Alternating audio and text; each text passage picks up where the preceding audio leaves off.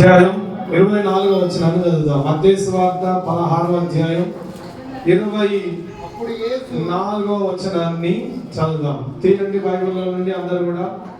మొట్టమొదటిగా, అప్పుడు యేసు తన శిష్యులను చూసి, ఎవడైనను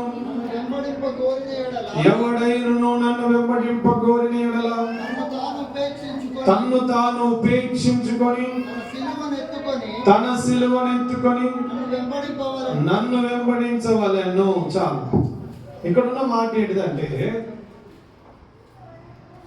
ఎవడైనను నన్ను వెంబడింపగోరిన యెడల తన్ను తాను ఉపేక్షించుకొని తన సిలువనెత్తుకొని నన్ను వెంబడించాలి అంటున్నాడు. అర్థమైన వాళ్ళు దేవుని స్తోత్రం చెప్పండి గట్టిగా. మనము ఉపేక్షించుకొని దేవుణ్ణి మనం వెంబడించే విషయంలో మనం ఉపేక్షించుకొని ఆయన వెంబడించడం చాలా అవసరమై ఉంది. ఆమేన్, హల్లెలూయా. ఉపేక్షించుకోవడం అంటే మనము ద్వేషించుకోవడము, తర్వాత మనలో నుండి దేవునికి విరోధమైనవి తీసివేయడము, ఇవన్నీ అన్ని ఆలోచనలు మనకు దీని ద్వారా అర్థమైంది. జాగ్రత్తగా దేవుని మాటలు వింటే వాక్యం అంటుంది, ఒక వ్యక్తి దేవుణ్ణి వెంబడించడము చాలా కష్టమైన పని, చాలా సులువైన పని. చెప్పండి అమ్మా, దేవుణ్ణి వెంబడించడం అంటే మనం అందరం అనుకుంటాం, ప్రభు మనకు ఇచ్చే ఆ కృపను బట్టి ప్రభు మార్గంలో నడవడం చాలా సులువు అనుకుంటాం. కానీ దేవుని మార్గంలో నడవడం చాలా కష్టతరమైనప్పటికీ మనము నడిచే ఆ నడిపింపును బట్టి దేవుడు మన జీవితాల్లో కార్యములు చేస్తూ నడిపిస్తూ ఉంటాడు. హల్లెలూయా. జాగ్రత్తగా విందాం. మొట్టమొదటి విషయముగా దేవుడు మనతో మాట్లాడుతున్న మాట ఏంటిదంటే, మనము ఉపేక్షించుకొని. 25వ వచనాన్ని కూడా చదివితే, తన ప్రాణమును రక్షించుకొనగోరువాడు దానిని పోగొట్టుకొను, నా నిమిత్తం తన ప్రాణమును పోగొట్టుకొనువాడు దానిని దక్కించుకొను.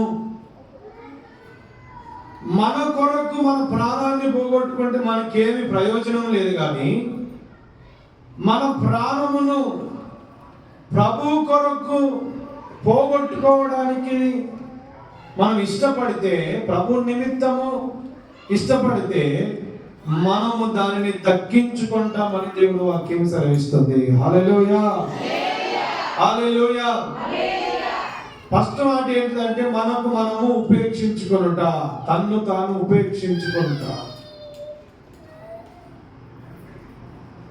మీకు ఇంకొక వాక్యాన్ని చూపిస్తే మంచిగా అర్థమవుతుంది.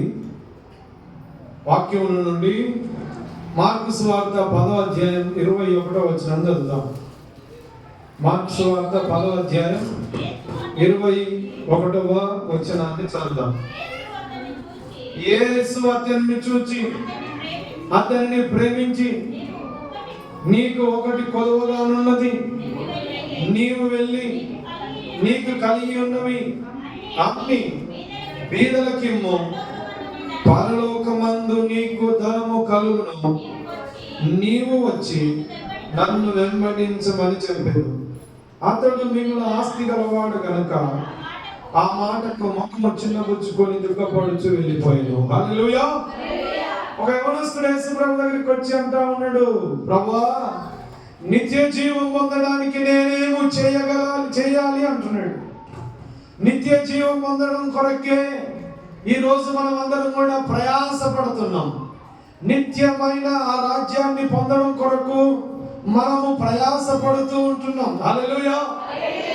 ఎందుకొరకు దేవుని మందిరానికి వస్తున్నాం అంటే, శ్రమలు, ఇబ్బందులు, కన్నీళ్లు, శోధనలు, వేదనలు పోవడానికి కాదు, కానీ నిత్య రాజ్యము పొందడానికి వాక్యానుసారమైన జీవితాన్ని కలిగి వాక్యములో పెంపారుచు వాక్యానుసారంగా నడిపించబడుతూ నిత్య జీవము సొంతము చేసుకోవాలనే ఆశతోని మనము ప్రభువుని వెంబడిస్తున్నామన్న వాళ్ళు కలిగి దేవుని స్తోత్రం చెప్పండి. హల్లెలూయా. ఇక్కడ ఈ యవనస్తుడు అంటా ఉన్నాడు, నిత్య జీవానికి వెళ్ళాలంటే మేము ఏం చేయాలంటే, ప్రభు అంటా ఉన్నాడు, ఇదిగో అతన్ని అంటున్నాడు, నువ్వు 10 ఆజ్ఞలు పాటించాలి అంటున్నాడు. మేము చిన్నప్పటి నుండే, బాల్యం నుండే 10 ఆజ్ఞలు నేను పాటిస్తున్నానంటే, దేవుడు యేసుప్రభు అంటున్నాడు, అతనిని ప్రేమించి అతనితో ఒక మాట అంటున్నాడు. ఏం మాట అంటే చెప్తున్నాడు, నీకు ఇంకా ఒకటి కొదువగా ఉంది అంటున్నాడు.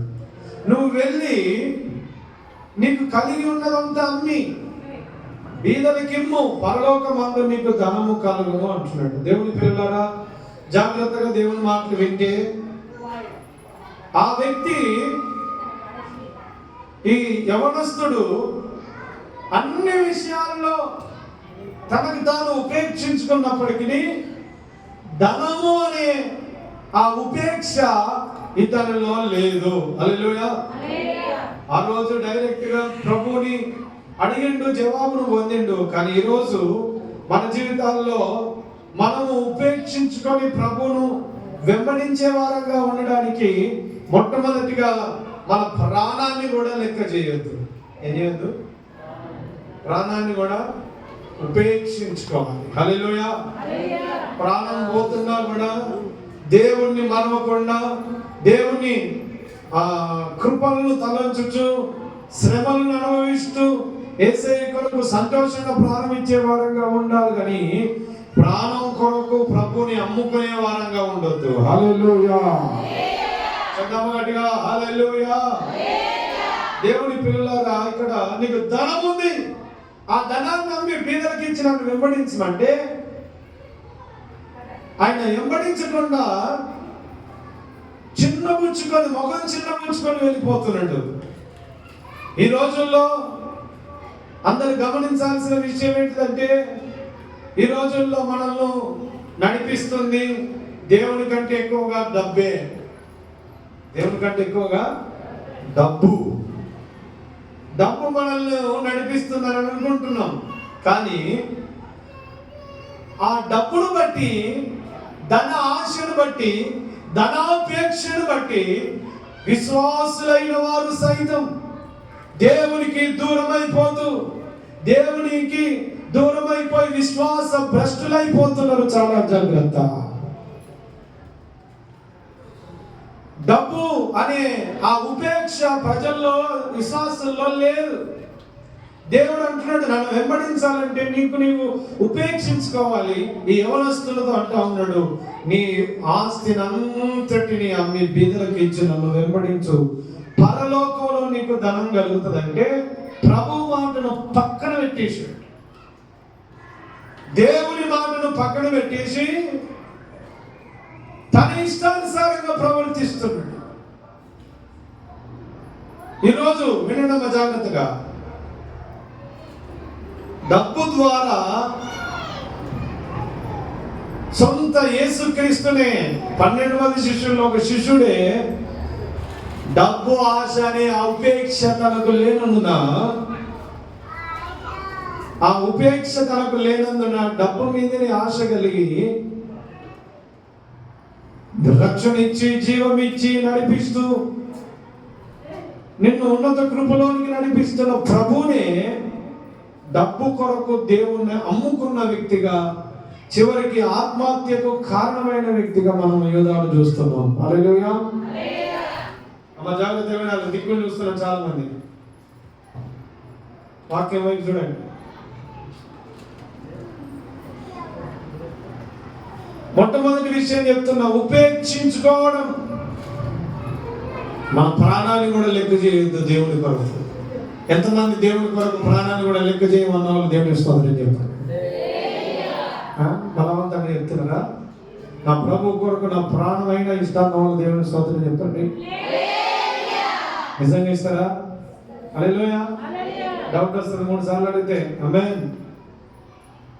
ప్రభు కొరకు ప్రాణం ఇచ్చే ఉపేక్ష, మన ప్రాణం కంటే ఎక్కువగా దేవుణ్ణి వెంబడించడం నేర్చుకోవాలి. హల్లెలూయా.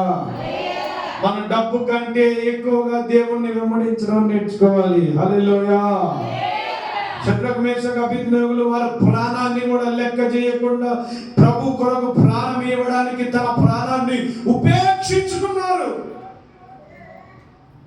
మాకు దేవుడే కావాలి, మా దేవుడు రక్షించిన దేవుడే, రక్షించకపోయినా మాకు దేవుడే అని తమ ప్రాణాలను సైతం ఉపేక్షించుకున్నారు. కాబట్టి దేవుడు వారిని ఘనమైన సాధనాలుగా బబులోను సంస్థానంలో దేవుడు వారిని వాడుకుంటున్నాడు, నడిపిస్తున్నాడు. హల్లెలూయా. చదవ గట్టిగా హల్లెలూయా. ఉపేక్షించుకోవాలి మన ప్రాణాన్ని, ఉపేక్షించుకోవాలి. యవనస్తులతో అంటున్నాడు, నీకొకటి కొదవగా ఉంది. డబ్బును ప్రేమించి ఉపేక్షించుకోవాల్సింది, ఉపేక్షించుకోక మొహం చిన్నపుచ్చుకొని వెళ్ళిపోతుంది. ఈ వ్యక్తికి పరలోకం ఉంటుంది అంటారా, ఉండదు అంటారా? అమ్మా మీకే ఆ ఇంకా కూర్చున్నాను, పరలోకం ఉందంటారా లేదంటారా? యువదాకు యవనస్తునికి అనంటే ఉపేక్ష లేదు. దేవుని కంటే ఎక్కువగా దేన్నైతే ప్రేమిస్తావో మనం దేవునికి పాత్రులము కావాలని వాక్యం సెలవిస్తుంది.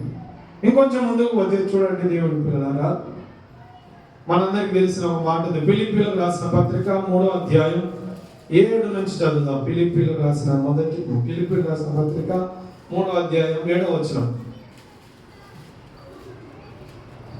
3:7 అయినను ఏవేవి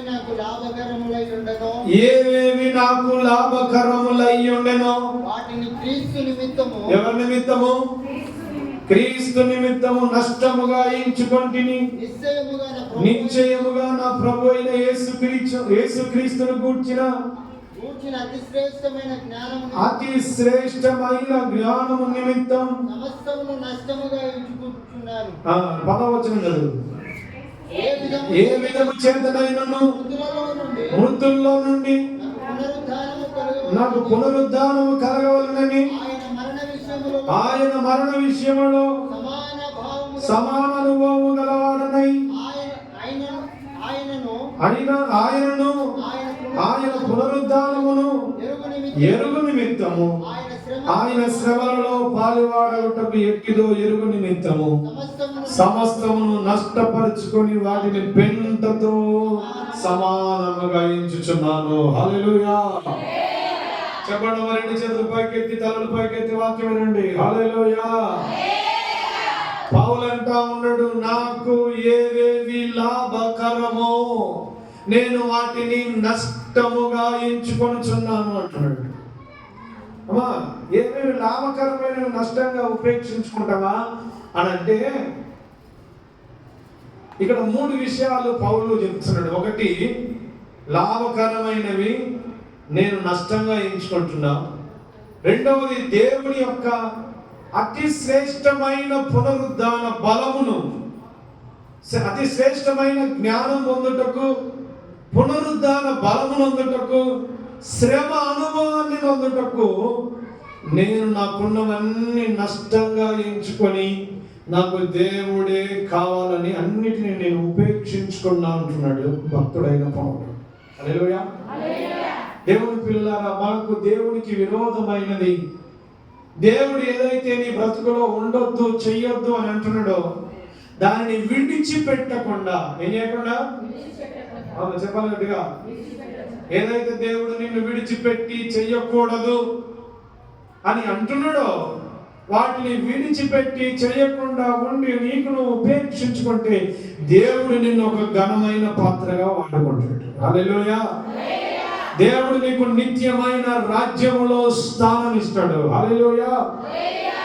అందుకే దేవుని పిల్లలారా, ప్రాణాన్ని లెక్క చేయొద్దు. దేవుడి కంటే ఎక్కువగా డబ్బును పక్కన పెట్టేసేయాలి. నీకు లాభకరమైనవేవో దేవునికి కంటే ఎక్కువగా లాభకరమైనవి వాటిని ఉపేక్షించుకోవాలి. ఎందుకంటే భక్తుడైన పౌలు అంటుండు, అతి శ్రేష్టమైన జ్ఞానం, పునరుద్ధాన బలం, శ్రమ అనుభవం కొరకు తనకు తాను ఉపేక్షించుకుంటున్నాడు. జాగ్రత్త వినాలి. హల్లెలూయా. మనకు మనం ఉపేక్షించుకో. గుంపుగా చేసే కార్యక్రమాలు ఉంటాయి, మనకు మనం చేసే కార్యక్రమాలు ఉంటాయి. అందరు చచ్చినప్పుడు మనం చావం, మనం చచ్చినప్పుడే చస్తాం. హల్లెలూయా. అంతేనా కదా? అందరు చచ్చినప్పుడు చావం, మనం చచ్చేటప్పుడే చస్తాం.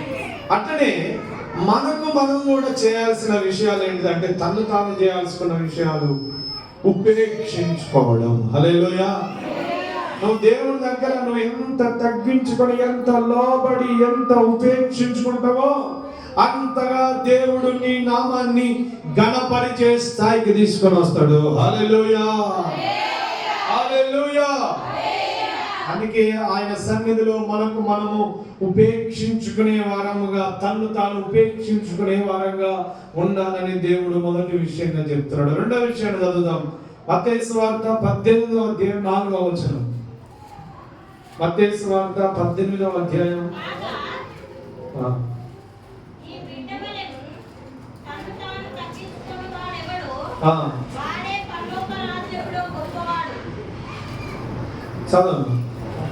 చదువు కదా. మత్తయి సువార్త 18:4లో ఉన్న మాట ఏంటిదంటే, కాగా ఈ బిడ్డ వలె తన్ను తాను అని మాట వచ్చింది చూడండి. తన్ను తాను తగ్గించుకుని వాడు ఎవడో వాడే పరలోక రాజ్యములో గొప్పవాడు. మొదటి విషయం ఉపేక్ష, రెండో విషయము తన్ను తాను తగ్గించుకొనుట. అని పక్కన సెకండ్ చెప్పండి మాటగా. ఏం చేయాలి? తన్ను తాను తన్నుకోవాలా? చెప్పండి గట్టిగా. అమ్మ సెకండ్ చెప్పమంటే గోడ కోరి కూర్చున్నారు మంచిగా. తన్ను తాను తగ్గించుకున్నవాడు చదువు. తను తాను తగ్గించుకున్న వాడెవడో వాడే పరలోక రాజ్యంలో గొప్పవాడు. బిడ్డల వంటి మార్పు కావాలి. చిన్న బిడ్డల వంటి మార్పు ఎవరైతే పొందుకొని తన్ను తాను తగ్గించుకుంటారో దేవుడు వారిని పరలోక రాజ్యంలో గొప్పవారిగా చేస్తా ఉంటున్నాడు. హల్లెలూయా. హల్లెలూయా. రెండు చేతులు పైకెత్తి దేవుని స్తోత్రం చెప్తామా? హల్లెలూయా. నీకు నీవు ఏం చేసుకోవాలంట? నీకు నువ్వేం చేసుకోవాలి? దేవుని సన్నిధిలో, దేవుని దృష్టిలో, మనుషులందరి దృష్టిలో నీకు నీవు తగ్గించుకోవలసిన వాడుగా ఉన్నావు. బిడ్డల వంటి మార్పు కలిగిన వాడుగా నీవు ఉండాలి. అందుకే వాక్యంలో మనము ముందుకు పోతే ఇంకొంచెం వాక్యాన్ని మనం చూడగలిగితే చూడండి. మత్తయి సువార్త 20:27 20వ అధ్యాయం 27వ వచనాన్ని గురించి మీలో ఎవడు ముఖ్యుడై ఉండగోరునో వాడు మీ దాసుడై ఉండవలెను. అలాగే యేసు ప్రభువు పరిచారం చేయించుటకు రాలేదు గాని పరిచారము చేయుటకు అనేకులకు ప్రతిగా విమోచన క్రయధనముగా తన ప్రాణం ఇచ్చుటకు వచ్చానని చెప్పాను. హల్లెలూయా. గట్టిగా హల్లెలూయా. మొదటి విషయం చెప్పండి, మనకు మనం ఏం చేసుకోవాలంట? ఉపేక్షించుకోవాలి. రెండో విషయం అంటా ఉన్నాడు, మనకు మనము తన్ను తాను తగ్గించుకోవాలి అంటున్నాడు. ఏం చేయాలమ్మా? కోడి మెడలు వేసారు. చెప్పండి, ఏం చేయాలి? ఏం చేయాలి? హెచ్చించుకోవాలా? ఏం చేయాలమ్మా? తగ్గించుకోవాలి. తనకు తాను తగ్గించుకున్నవాడు ఏం చేయాలి? హెచ్చించబడతాడు. ఆమేన్. చెప్పాలి గట్టిగా. హల్లెలూయా. తగ్గింపు స్వభావం. తగ్గింపు స్వభావం ఎవరిలోనైతే ఉంటుందో దేవుడు వారిని హెచ్చించే స్థాయికి తీసుకొని వస్తాడు. ఇక్కడ చెప్పబడుతున్న మాట ఏంటిదంటే, మీలో ఎవడు ముఖ్యుడుగా అంటే ముఖ్యమైన వ్యక్తిగా ఎవరైతే ఉండాలనుకుంటున్నారో వారు అందరికంటే గొప్పవాడుగా ఉండాలంటలేడు, కానీ వాడు అందరికంటే దాసుడై ఉండాలి. హల్లెలూయా. నలుగురు కూర్చుంటే ఆ నలుగురిలో మనం గొప్పవారంగా రావడానికి అనేక విషయాలు మాట్లాడుతూ ఉంటాం. మనం గొప్పలు కనపరుచుకోవడానికి, మనం గొప్పలు చెప్పుకోవడానికి ప్రయత్నం చేస్తూ ఉంటాం. కానీ దేవుడు అంటా ఉన్నాడు, మీలో ఎవడు ముఖ్యుడై ఉండునో వాడు దాసుడై ఉండాలి. హల్లెలూయా. అంటే దాని అర్థము మనము ముఖ్యమైన వ్యక్తిగా ఉండాలంటే దాసులుగా ఉండాలని దేవుడు కోరుతున్నాడు. ఇంకా కొంచెం వాక్యంలోకి వెళ్తే చూద్దాము. వాక్యంలో నుండి లూకాసు వార్త 14:11 చదువుదాం. లూకాసు వార్త 14:11. తన్ను తాను హెచ్చించుకొను ప్రతివాడు ఏం చేయబడతాడు? తగ్గింపబడును. తన్ను తాను తగ్గించుకున్నవాడు హెచ్చించబడునని దేవుడు మాటలు సెలవిస్తుంది. హల్లెలూయా. హల్లెలూయా. తర్వాత 8వ వచనం చదవండి. అక్కడి నుంచి కింద దాకా చదివితే మంచిగా అర్థమవుతుంది. నిన్నెవరైనా నిన్నెవరైనా పెళ్లి విందుకు పిలిచినప్పుడు అగ్రపీఠం మీద కూర్చుండవద్దు. ఒకవేళ నీకంటే గనుడు అతని చేత పిలువబడగా నిన్నును అతనిని పిలిచిన వాడు వచ్చి ఇతనికి చోటిమ్మని నీతో చెప్పును. అప్పుడు నువ్వు సిగ్గుపడి కనపడి చోటున కూర్చుండ సాగుదువు. అయితే నీవు పిలువబడినప్పుడు నిన్ను పిలిచిన వాడు వచ్చి స్నేహితుడా పై చోటికి పొమ్మని నీతో చెప్పులాగునా నీవు పోయి కనపడి చోటునే కూర్చోను. అప్పుడు నీతో కూడా కూర్చుండు వారందరి ఎదుట నీకేం కలుగుతుంది? ఘనత కలుగుతుంది. అప్పుడు నీవు తగ్గించుకుంటే ప్రతివాడు తను తాను హెచ్చించుకున్నవాడు తగ్గింపబడతాడు, తన్ను తాను తగ్గించుకున్నవాడు హెచ్చించబడతాడు. హల్లెలూయా. వినండి, మిమ్మల్ని పెళ్లికో విందుకో పిలిస్తే మీరు ముందు పోయి అగ్రస్థానంలో కూర్చోవద్దట. ఏ స్థానంలో కూర్చోవద్దు? ఇక ఇక్కడ ఇస్తారు, కొంతమంది సీట్లు అక్కడే ఇస్తారు. నన్ను ఎట్లా పెళ్లికి పిలిచింది కానీ స్టేజ్ మీదకి వచ్చి కూర్చోవద్దు. ముందు ఎక్కడ కూర్చోవాలి చెప్పండి? అక్కడ కూర్చోవాలి. నేను పిలిచిన వాడు వచ్చి కింద కూర్చున్నావు ఇక్కడిరా అని అన్నప్పుడు నీకు ఘనత కలుగుతుంది. కొంతమందికి ఏంటిదంటే ఇంకా హెచ్చింపు అన్నట్టు, హృదయంలో హెచ్చింపు ఉంటుంది, తనకు తాను తగ్గింపు ఉండదు. ప్రైజ్లను మనమే చెప్పాలి, వాళ్ళు చెప్పరు.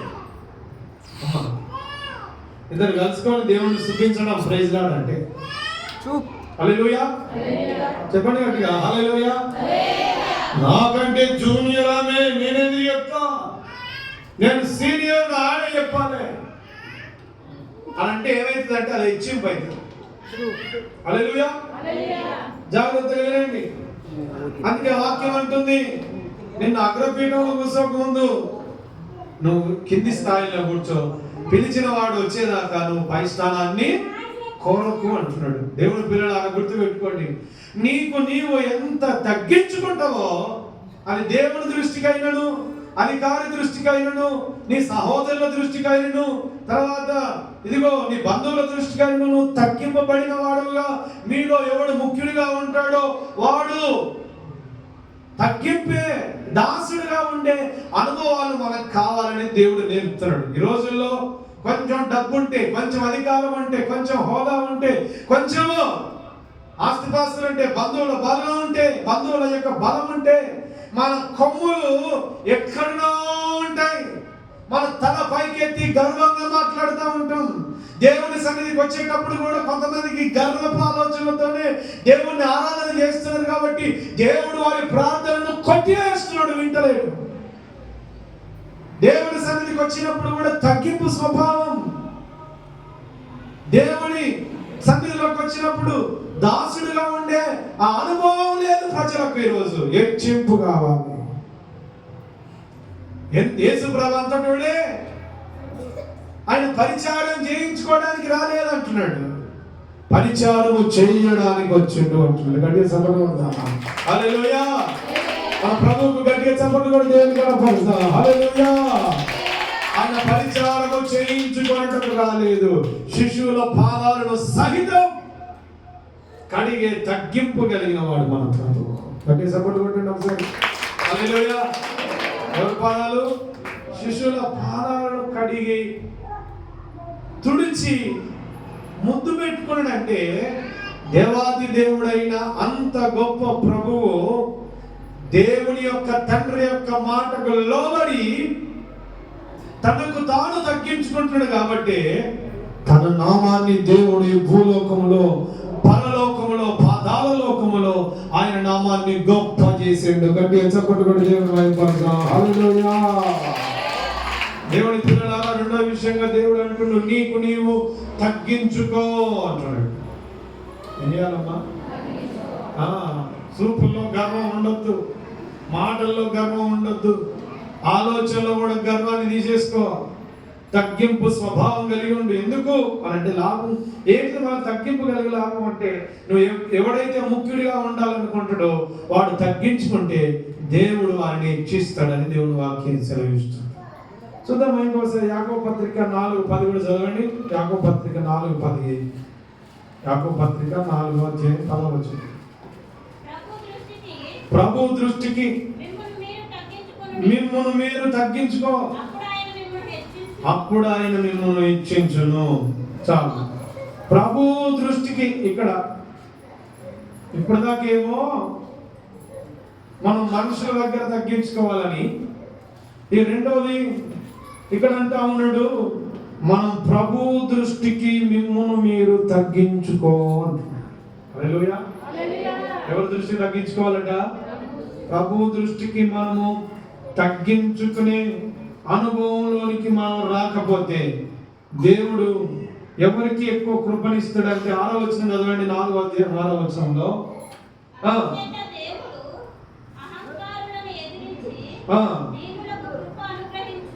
అహంకారులను ఎదిరించి దీనుల కృప అనుగ్రహించునని లేఖనము చెప్పుచున్నది. చాలు. అందుకే వాక్యం అంటుంది, దేవుని పిల్లలారా, ప్రభు దృష్టికి మిమ్మును మీరు తగ్గించుకోండి, ఆయన మిమ్మును హెచ్చింపజేస్తాడు అని దేవుని వాక్యం సెలవిస్తుంది. మొదటి పేతురు 5వ అధ్యాయం 5వ వచనం. పేతురు రాసిన మొదటి పత్రిక 5వ అధ్యాయం 5వ వచనం. చిన్న పిల్లలారా, మీరు పెద్దలకు లోబడి ఉండండి, మీరందరూ ఎదుటి వారి ఎడల దీన మనసును వస్త్రము ధరించుకొని మిమ్మును అలంకరించుకోండి. దేవుడు అహంకారులను ఎదిరించి దీనులకు కృప అనుగ్రహించును. హల్లెలూయా.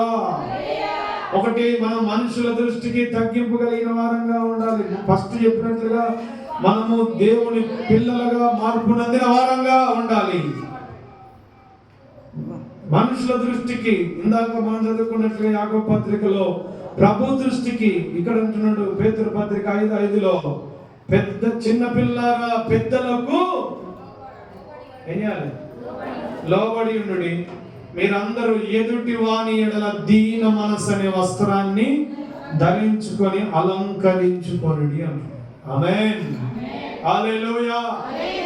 దేవుని పిల్లలారా, మనకు మనము తగ్గించుకోవాలి. తన్ను తాను తగ్గించుకోవడము నేర్చుకోవాలి. ప్రభు దృష్టికి తగ్గించుకోవాలి, మనుషుల దృష్టిలో తగ్గించబడాలి. హృదయ మార్పు విషయంలో కూడా మనము తగ్గింపును కలిగి ఉండాలి. అప్పుడే దేవుడు మనలను హెచ్చిస్తాడని దేవుడి వాక్యము సెలవిస్తుంది. మూడవదిగా మనం చూసుకుందాం త్వరగా. 2వ తిమోతికి రాసిన 2వ పత్రిక 2వ అధ్యాయం 21వ వచనం. 21వ వచనం. ఎవడైనను వీటిలో చేరక తన్ను తాను అపవిత్రన తన్ను తాను పవిత్రపరచుకొనని ఎడల వాడు పరిశుద్ధపరచబడి యజమానుడు వాడుకొనుటకు అర్హమై ప్రతి సత్కార్యమునకు సిద్ధపరచబడిన ఘనత నిమిత్తమైన పాత్ర అయ్యుండును. చాలు. వాక్యం అంటుంది మూడవది, తనకు తాను పవిత్రపరచుకోవాలి అంటున్నాడు. మనకు మనము పవిత్రపరచుకోవాలని చెప్పండి. పక్కనకు మనకు మనం ఎట్లుండాలి? పరిశుద్ధంగా ఉండాలా, అపరిశుభ్రంగా ఉండాలా? పై అలంకారం కొరకు మస్తు యత్నం, అన్ని సంపులు షాంపులు, నల్లెంటికలకు తెల్లెంటికలు కావడానికి మైదాకులు, కలర్స్, పై అలంకారం, పై పరిశుద్ధత కొరకు అన్నిటినీ అలంకరించుకుంటాం. కానీ వాక్యం అంటా ఉంది, ఇదిగో ఎవడైనా వీటిలో చేరక, దేవుడు ఇక్కడ అంటున్న మాటలు ఏంటిదంటే 20వ వచనం చదివితే మనకు చక్కగా అర్థమై, గొప్ప ఇంటిలో వెండి పాత్రలను మాత్రమే కాక కర్రవి మట్టివి కూడా ఉండును, వాటిలో కొన్ని ఘనమైనవి ఘనహీనమైనవి వినియోగింపబడును. ఎవడైనా వీటిలో చేరక తన్ను తాను పవిత్రపరచుకొనక. హల్లెలూయా. దేవుడు వాడు పాత్రగా, అర్థమైన దేవుని స్తోత్రం చెప్పండి. హల్లెలూయా. దేవుడు వాడుకునే పాత్రగా మనము ఉండాలంటే మనము పరిశుద్ధపరచబడుకోవడం చాలా అవసరము. హల్లెలూయా. మనము పరిశుద్ధపరచబడాలి. ఏం చేయబడాలమ్మా? పరిశుద్ధులు మాత్రమే పరలోకానికి వెళ్తారు. పక్కన చెక్కండి, చెప్పండి. అమ్మా, ఎవరు వెళ్తారు పరలోకానికి? నీకు నీవు ఏం చేయాలంట? బతికినన్ని దినాలు పరిశుద్ధపరచబడాలి. హల్లెలూయా. నీకు నీవు పరిశుద్ధంగా ఉండడానికి చూసుకోవాలి. హల్లెలూయా. చూపుల ద్వారా, ఆలోచన ద్వారా, తలంపుల ద్వారా, మాటల ద్వారా, ప్రవర్తన ద్వారా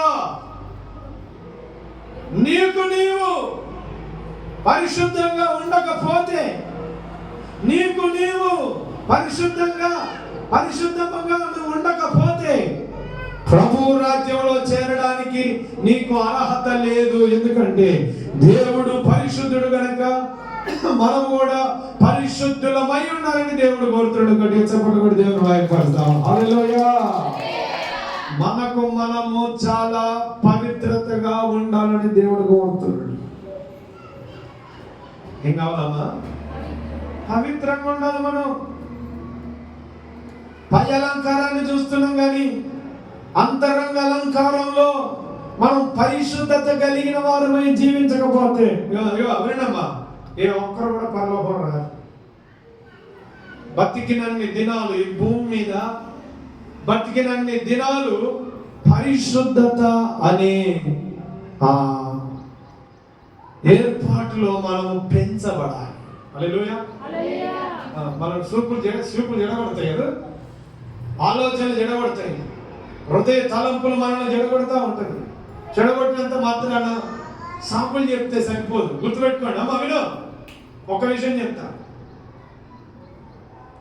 ఆ పాము వచ్చి అవ్వతో అంటుంది, ఈ చెట్టు పండు తిన్న దినమున, అమ్మా చెట్టు పండు తిను దినమున నువ్వు దేవతలాగైతే తిను అన్నది. సూపులకు, కన్నులకు రమ్యంగా, చాలా రుచికరంగా ఉంటుందని తెంపుకొని తిన్నది అవ్వ. చెప్పిన వాళ్ళం తప్ప, తిన్న వాళ్ళం తప్ప.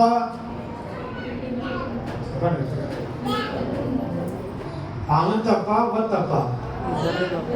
అమ్మా అవదా? చెప్పండి గట్టిగా. అవ్వదే తప్పైతే సైతాన్ని ఎందుకు చెప్పించుడు దేవుడు? అవ్వదే తప్పైతే సైతాన్ని ఎందుకు చెప్పించిండు? పాముని ఎందుకు చెప్పించిండు? ఇద్దరికి తప్పాడా? చెప్పిన వాళ్ళు తప్పు, తిన్న వాళ్ళది తప్పు. మనకు మనము కొందరు చెడగొట్టేటోళ్ళు ఉంటారు, మనల్ని పాపంలోనికి నెట్టేవారు ఉంటారు,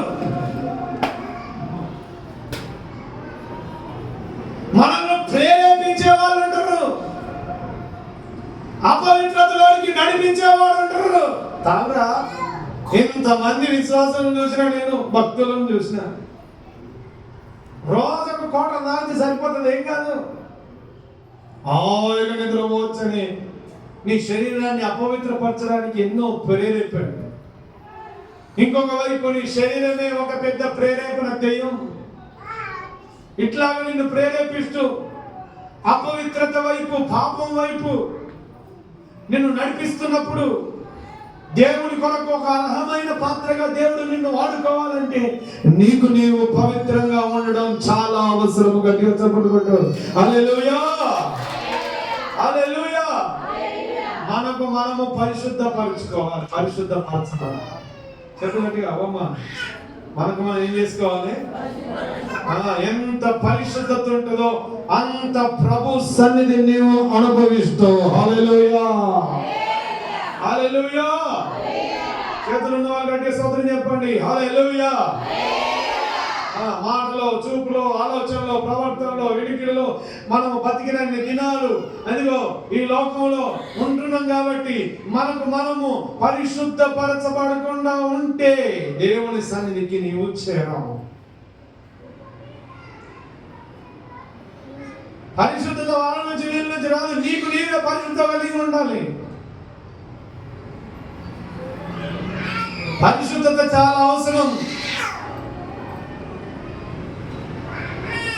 పరలోకం పోయిందంట ఒక వ్యక్తి, పోతే అమ్మ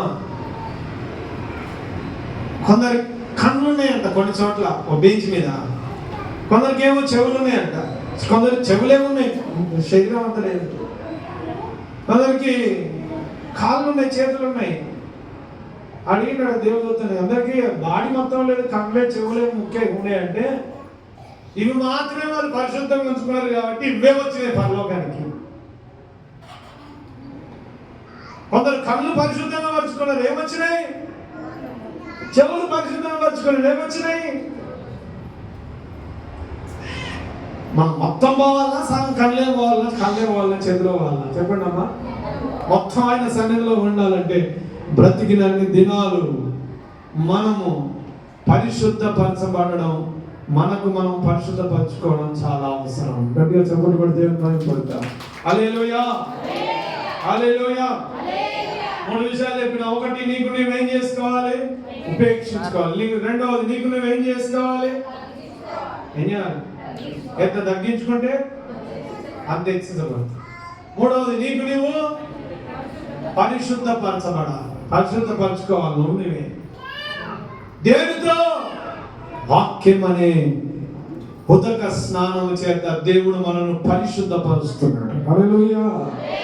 చదవనట్టుగా హల్లెలూయా.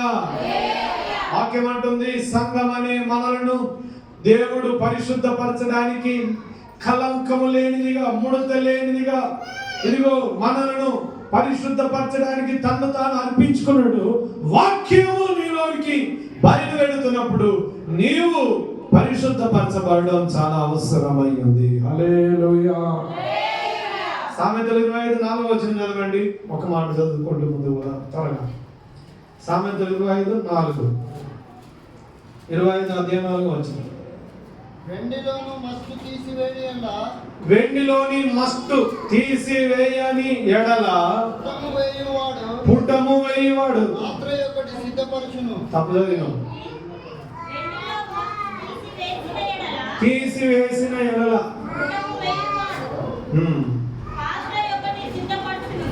అందరూ వినండి అమ్మా జాగ్రత్తగా. మత్తయి సామెతల గ్రంథం 25:4 ఉన్న మాట ఏంటంటే, వెండిలోని మస్టు తీసివేసిన ఎడల పుటము వేయువాడు పాత్ర ఒకటి సిద్ధపరచును. హల్లెలూయా. అందరు నాతో ఈ మాట చెప్తే ఇంకొక 2 మాటలు చెప్పి ప్రార్థన చేస్తాను. మీరు చెప్పకపోతే నాకేం పర్లేదు, ఇంకా నేను చెప్తా. అందరు నాతో పాటు వాక్యం సార్ చెప్పండి. వెండిలోని మస్టు తీసివేసిన ఎడల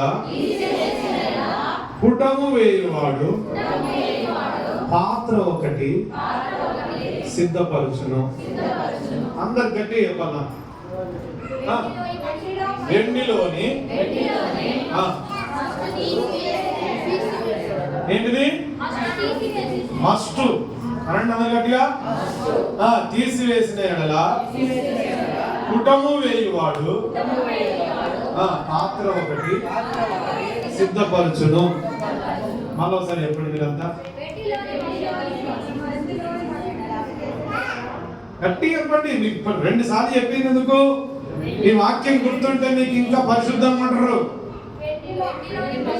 చెప్పరా లీడర్? ఎండిలోని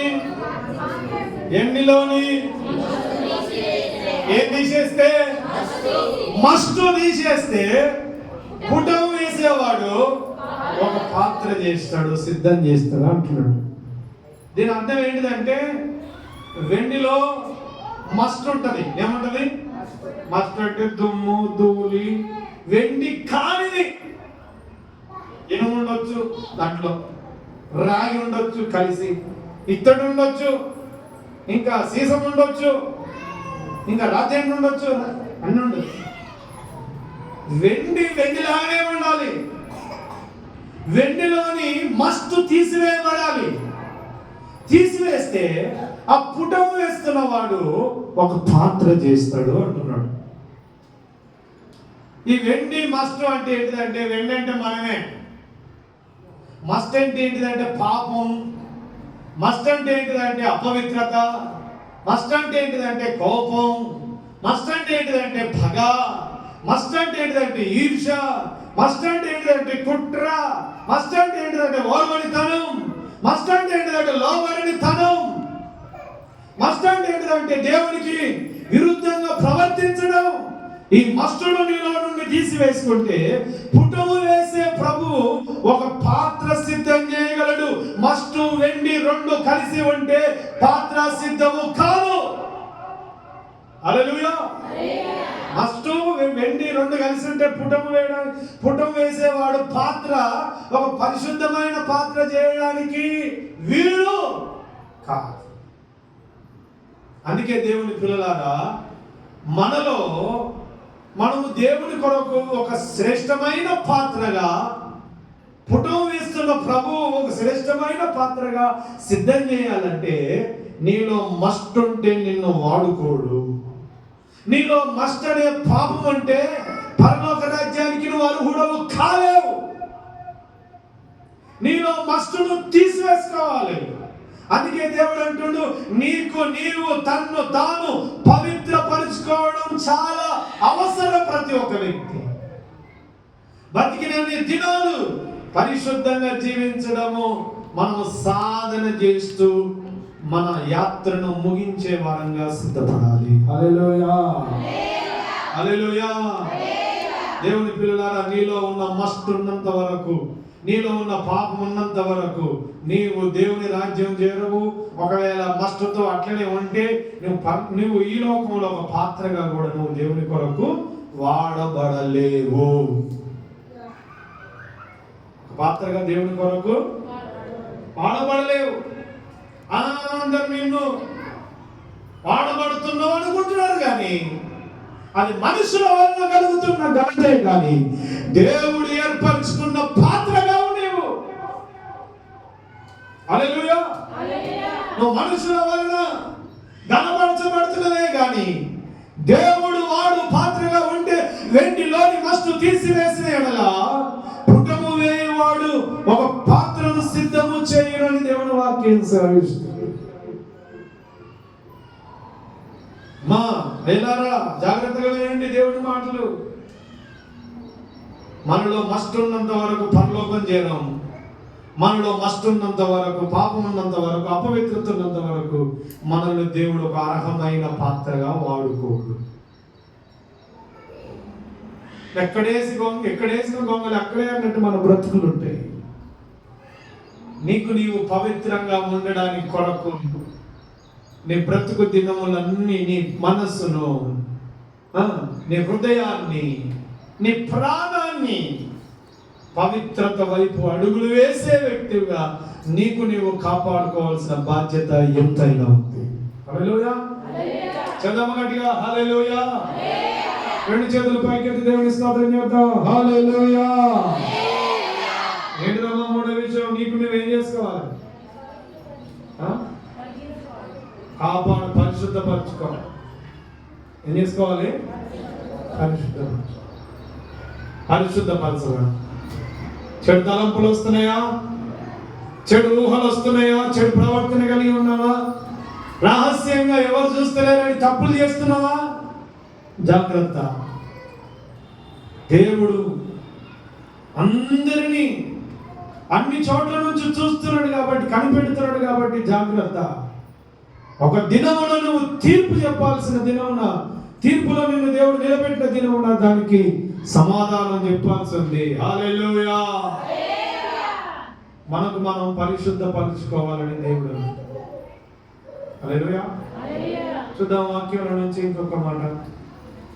యెషయా గ్రంథం 1వ అధ్యాయం 16వ వచనం చదవండి.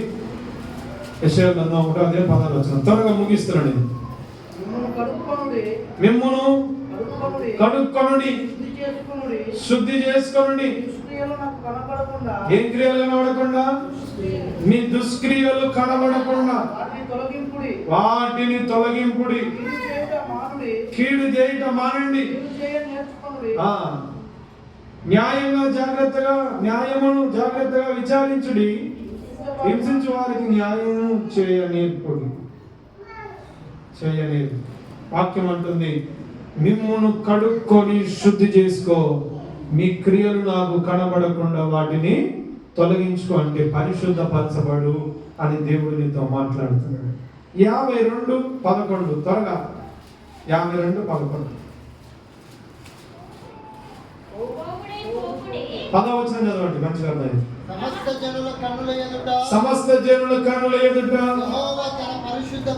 యెహోవా తన పరిశుద్ధ బాహువును బయలుపరిచి ఉన్నాడు. భూదిగంత నివాసులందరూ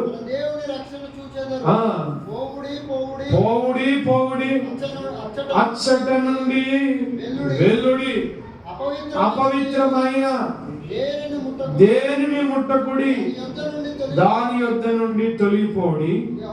యెహోవా సేవోపకరణములను మోయువారులారా, మిమ్మును మీరు పవిత్ర పరచుకొనుడి. హల్లెలూయా.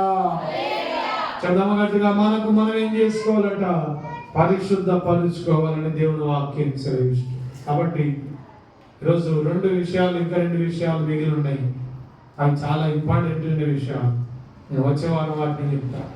కాబట్టి ఈ 3 విషయాలను ఒకసారి మనం నెమరు వేసుకుంటూ ముందు సాగుదాం. మొదటిగా మనకు మనం ఏం చేసుకోవాలట? ఉపేక్షించుకోవాలి. నీకు దేవునికి ఏదైతే ఆయుష్కరమైందో, ఏదైతే దేవుడు చేయొద్దు అంటున్నాడో ఉపేక్షించుకోవాలి. రెండవది మనకు మనము చెప్పండి. మూడవది నీకు నీవు పరిశుద్ధపరచుకోవాలి. నాలుగవది ఉంది నీకు నీవు కాపాడుకోవాలి. ఐదవది ఉంది సిద్ధపరచుకోవాలి. ఈ 2 విషయాలు వచ్చే వాళ్ళని ధ్యానం చేసుకుందాం. దేవుడికి మాకు దీవించుగాక.